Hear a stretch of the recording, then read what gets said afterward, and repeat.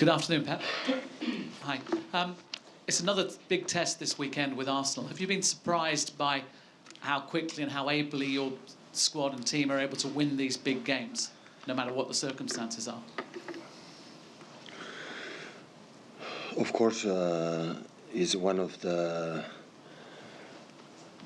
best opponents, the main team. They are in a good, except his defeat against Watford.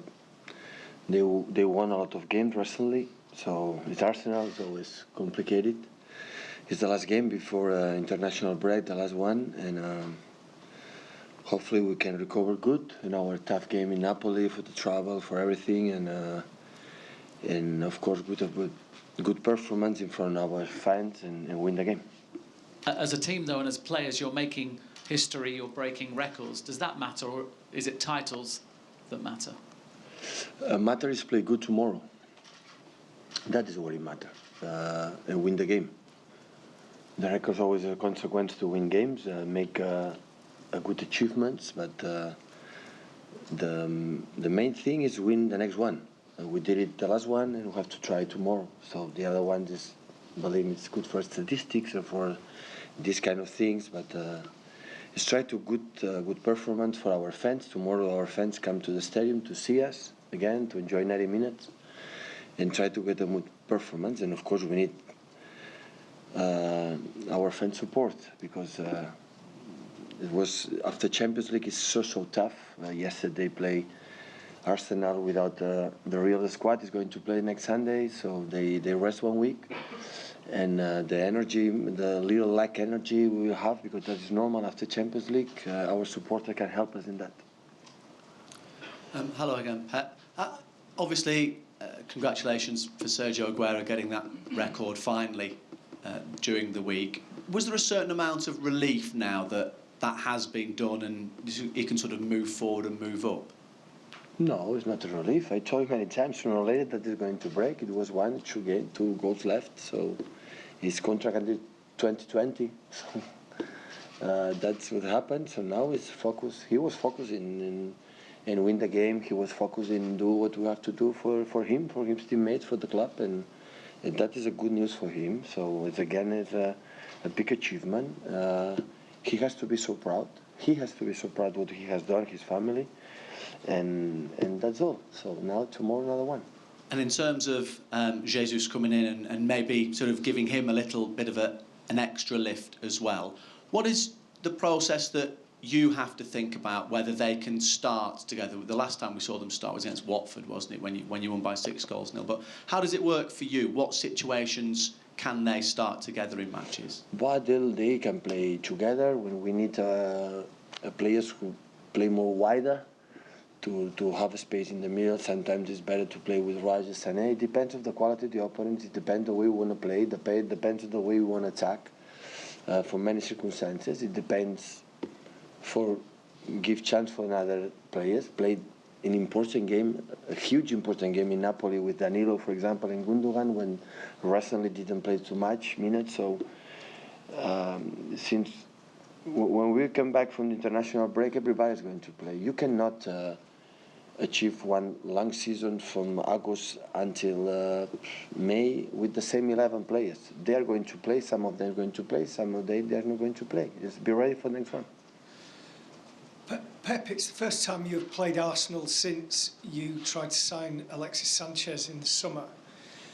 Is that something that you may try and do again? And also, what was the thought process behind trying to bring him here? Because obviously the team's doing so well without him.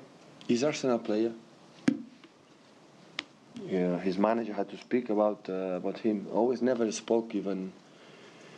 You know the situation, but before when was it the transfer window was open, now it's closed. It's don't talk about that. So it's an Arsenal player, and we have to analyze what it's so important player for them, so important.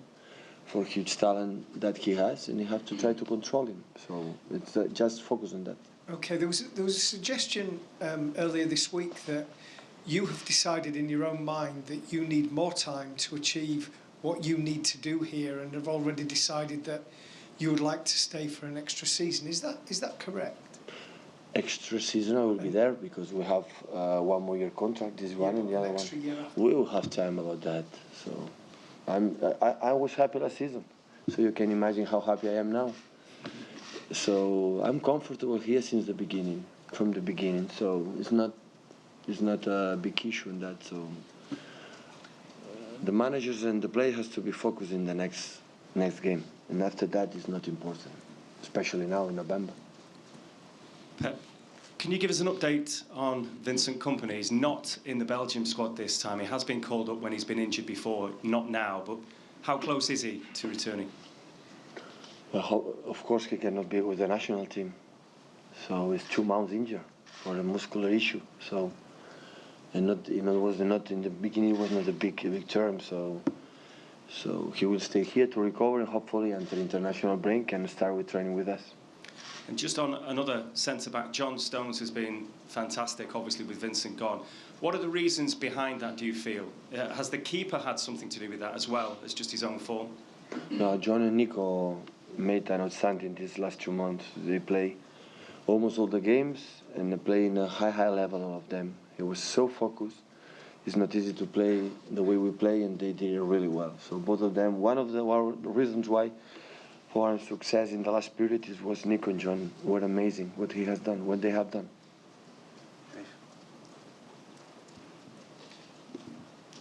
Just on Sanchez, do you still feel you need a player of his calibre and profile? Because with the team playing so well, particularly going forward, isn't there a danger if you bring in someone, say, in January, that could disrupt? The transfer window is closed, so it's not time to talk obviously about. It's not time to talk about that. It's for respect for the Arsenal player, But are you happy with the forwards you've got? and especially for my players. It's not time to. You know, for the past maybe last season you realize, and this season too, in the period that the transfer is open, I leave the people talk about that. It's not time to talk about. You know my opinion about the players. I have the players for my opponents respect what they have. The opinion of Alexis, you know, but I spoke many times about that. But it's Arsenal players, so it's not correct to talk about that before, especially before one game against them. Hi, Pep. Antonio Conte said today that there is a problem for any team that wants to win the Premier League, and it's Manchester City. How much of a compliment is that to your side, that after 10 games, you know, the manager of the champions is basically saying City are the team to beat? So we are 5 points in front, ahead from United. So how many games left? 28. How many points? 84. Huh? 84. Mathematics, I'm a disaster. 84. 84. 84. So 84 points to play, 5 points in front. So it's nothing. So Okay, but they are... So when you ask me if you play until next May, we're going to play in the way we played in the last 2 months, I'm going to tell you, wow, we have a good chance to win the Premier League. But who assure me that is going to happen? Who assure me is not going to be injured players? Who's going to assure me we are not good at bad moments? Even the best teams in the world, in the whole history, it's impossible to maintain what we have done the last 2 months. So what I'm worried is tomorrow, what you have to do to win the game. In the moments we are not going to be in that moment, because that is going to happen. Injuries, many circumstances, the opponent is going to make the tricky to create more problems. How are we going to solve that? We're going to see. I think in March and April is the best month to start to talk about that. But with 84 points to play, so it's nothing. Pep, you said obviously last season one of the areas you wanted to improve on was taking your chances in front of goal.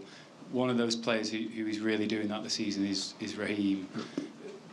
What specifically have you done with him in terms of his finishing? Because a lot of it looks like it's been a striker, and also not just his finishing, his final pass, his final ball, the precision and the awareness seems to be so much higher. What have you done with it? Because it can't just be solely hard work. Well, it looks like recently that's true that in front of the goal is more accuracy than, for example, the last pass. Okay, has to improve. I think there is one point is I think he's enjoying to score goals. He's not scary. He's not afraid to take a risk to score goals. Now he realizes, wow, how funny it is to score goals, and how good it is. Now he's more focused on that. And Mikel Arteta is working many days after training session for the last action, for the control in the last moment, to make a movement in 3-4 meters. And for himself, he want to stay there and shoot, improve the goalkeepers. It's part of them, the mentally. So he knows the striker has to score the goals. If you want to achieve a next step, like a football player, you cannot be in front like a striker winger and don't score the goals. You will not survive in the high level teams if you don't score the goals. And of course now, because the competence is there and the clubs have to renew and the new players coming and they score goals for the managers, it's so important to have a guys. So now the reason why is we have, I think, all the strikers are wingers, 7 goals, 7 goals, 7 goals is goal. It's not just Gabriel, it's not just Sergio. So, and that is so important for us to score goals for that.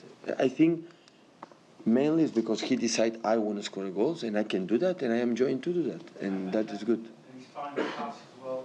The number of times he gets to the byline or Yeah, he has to improve in that. He has to improve. He's still getting better though. He has to do it better. Yeah, he's better, but he can do better. So having more patience to analyze what is the gap, the small gap, because there it's more difficult. I understand him. So in the position in the middle, you have more space. There are not space. There are a lot of people there. The goalkeeper, the central defenders, the fullbacks, the holding midfielder join the central defenders to defend. It's not possible. But the big players decide well in that moment. But we cannot forget, he has 21 years old. And sometimes we demand a lot with this kind of players. If he's curious and he will improve, he will get it. Sure, definitely, because he's young and he has time, and we are there to help him. Okay. About the mentality of the team. You took the team to Monaco last season, pretty much told them to do broadly the same things as against Napoli the other night. You said afterwards they didn't really have the ability for the mentality to do it. So the other night, against a team like that, fans like that, went a goal down, got it back to 2-2, and they still did it, still dominated the last 42 minutes. I'd take ball. Really yeah, that is important. What we have to learn for that is to avoid that the 20 minutes, the big gap when we are good and we are bad, is still big.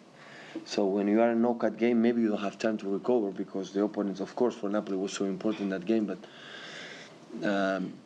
also, in other side, I said after the press conference, we cannot expect against Napoli, for example, 90 minutes you control. It's almost impossible. We're going to play the finals with the best 16 players. That is going to happen in 180 minutes. That is going to happen. But of course, it's so important. I remember what are they feeling. I didn't watch the game against Napoli, but after 2-2, when they are so important in the game, the first action with I think Danilo and Kevin and Reich was so aggressive, and we regained the ball quick. And in that terms, maybe you can believe, okay, now we control with 2-2, when 1 point is good for qualification, and we make a step to win the game. And of course, the qualification, Callejon can score the 2-3, and Millie will make the 3-2. That game means a lot, but in that knockout, sometimes it's that situation depends you are in or you are out. And but Napoli conceded 3 goals in all the season at home, and we score 4, so it's a lot. I think that we spoke about that. So in that games, it's important what you have to do, the tactics, but in that games, it's about the mentality. It's the mentality about you believe we can do that. And it's important because we realize we can do that. And of course, in the finals, will be, I'm pretty sure, against the top teams in Europe. We're going to see how we arrive. Always I pray to arrive in February fit, good health. We get the squad, because in that competitions, if you are not arrive in the right moment, it's so complicated to achieve the targets. But that'll help if you lose a game as well, won't it? If you lose a game, to have the mentality to come back the next game and be aggressive and go. Yeah, that's true. It should be good. That when I spoke, so people say, "Oh, we are unbeatable." We are beatable. So the team, some of I don't know when, are going to beat us. How are going to react? Like we react after 1-0 down or 2-2. That is when you really became a good team, and that I want to watch. I want to see. Okay, last couple before the embargo, please, guys. Hi, Pep. Could you give me your thoughts on Mesut Özil? He's a player who a lot of managers, a lot of top managers really appreciate, but he seems to get a lot of criticism. Are we just not seeing something that top managers are seeing? Because I think there were some stats this week that his are very similar to Kevin De Bruyne, and of course Kevin De Bruyne is. I don't have doubts about him. First, in terms of of quality. I enjoy him and I suffer him at the same time when he was in Madrid, even here. So I don't have any doubt about his quality. Always normally is criticized when the team lose, and after, of course, the big men, the big targets always is being criticized. So I admire him a lot. So it's maybe his body language doesn't help him too much. But sometimes the body language confuses the opinions of the critics or the media, opinion media, even though all players. For me, it's a little bit tough. I accept all of you, your opinions, but all players criticize now new players when they were nothing. Months ago, years ago, was there on the pitch, and they know exactly how tough it is working there, because these old players now, they are a prestigious journalist or opinion, forget immediately they were there and they make performance like all players right now. So, but it's what it is, okay, and we have to accept that. Even though managers speak bad, all managers speak bad for the manager what they are. So I don't understand that. Believe me, I don't understand. But I don't have doubt about the quality of Özil. So we think it's good for the Premier League how to play with these talents, and hopefully tomorrow can play a bad game. People.